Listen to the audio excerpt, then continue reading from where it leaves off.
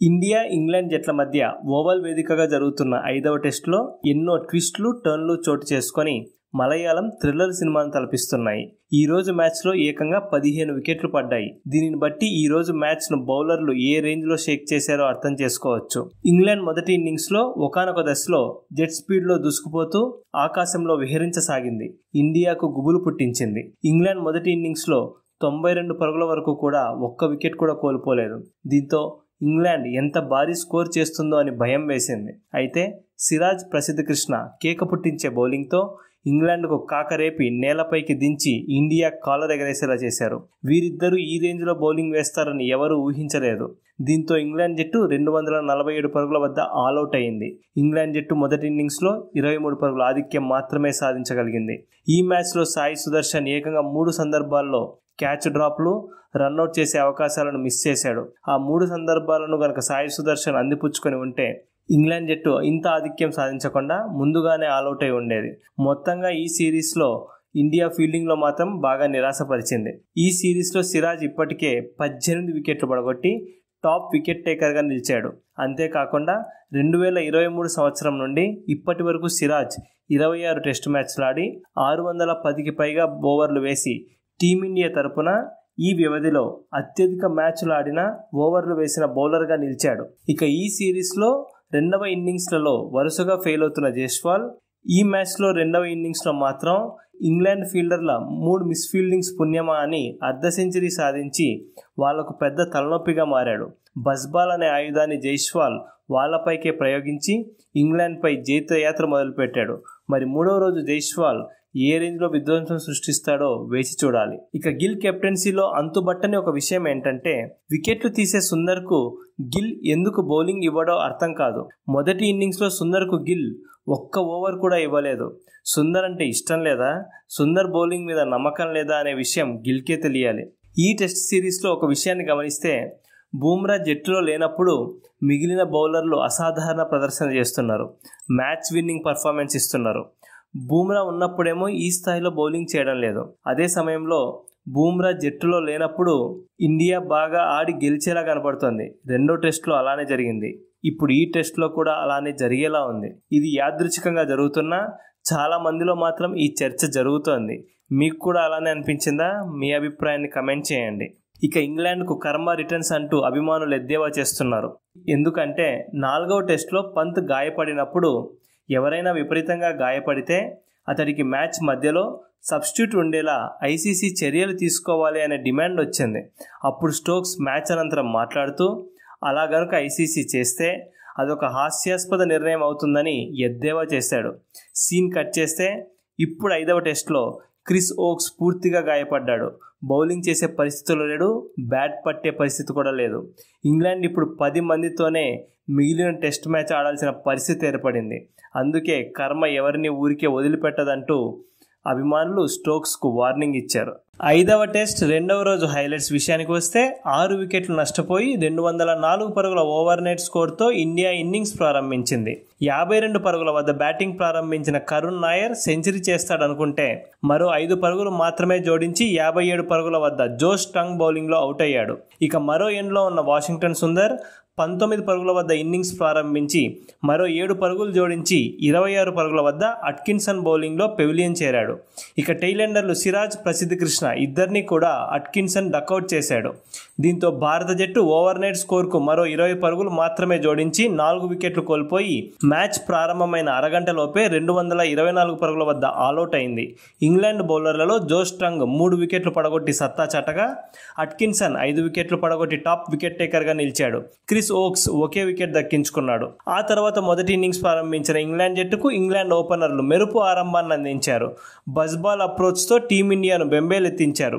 Duckett, Crawley ఇద్దరు కూడా అద్భుతంగా బ్యాటింగ్ చేసి టీమిండియా బౌలర్ల భరతం పట్టారు.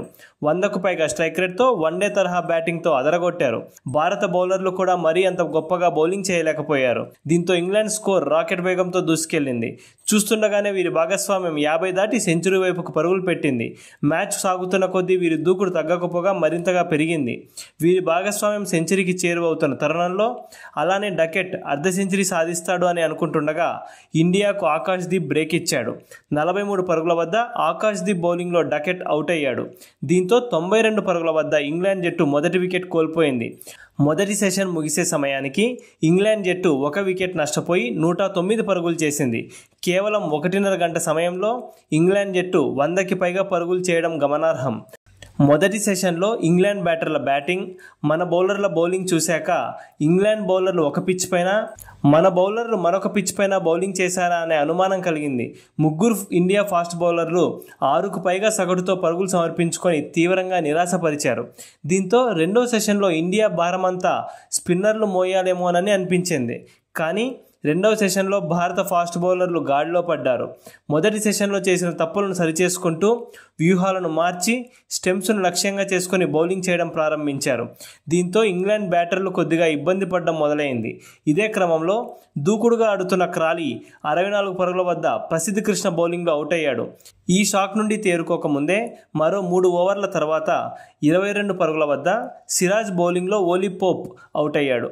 ఇటువంటి పరిస్థితుల్లో ఇంగ్లాండ్ మిడిల్ ఆర్డర్ బ్యాటర్లు జో రూట్, హ్యారీ బ్రూక్ ఇద్దరూ కూడా జాగ్రత్తగా ఆడుతూ కీలక భాగస్వామ్యం నెలకొల్పడానికి ప్రయత్నించారు.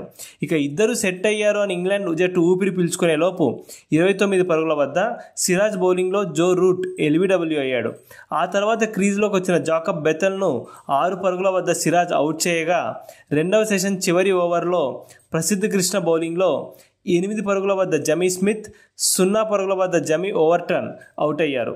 ఒకే ఓవర్లో 2 వికెట్లు పడగొట్టి ఇంగ్లాండ్కు ప్రసిద్ధ్ కృష్ణ డబుల్ షాక్ ఇచ్చాడు. దీంతో ఇంగ్లాండ్ జట్టు రెండవ సెషన్ ముగిసే సమయానికి 7 వికెట్లు నష్టపోయి 215 పరుగులు చేసింది. రెండవ సెషన్లో భారత బౌలర్లు అనూహ్యంగా పుంజుకొని 87 పరుగులు సమర్పించుకొని 6 వికెట్లు పడగొట్టారు. ఒకవైపు వికెట్లు పడుతున్నా హ్యారీ బ్రూక్ మాత్రం మరో ఎండ్లో జాగ్రత్తగా బ్యాటింగ్ చేస్తూ ఇంగ్లాండ్ ఆధిక్యం సాధించడంలో కీలక పాత్ర పోషించాడు. ఇక మూడవ సెషన్ ప్రారంభమయ్యాక అట్కిన్సన్ దూకుడుగా ఆడుతూ స్కోర్ వేగాన్ని పెంచే ప్రయత్నం చేశాడు.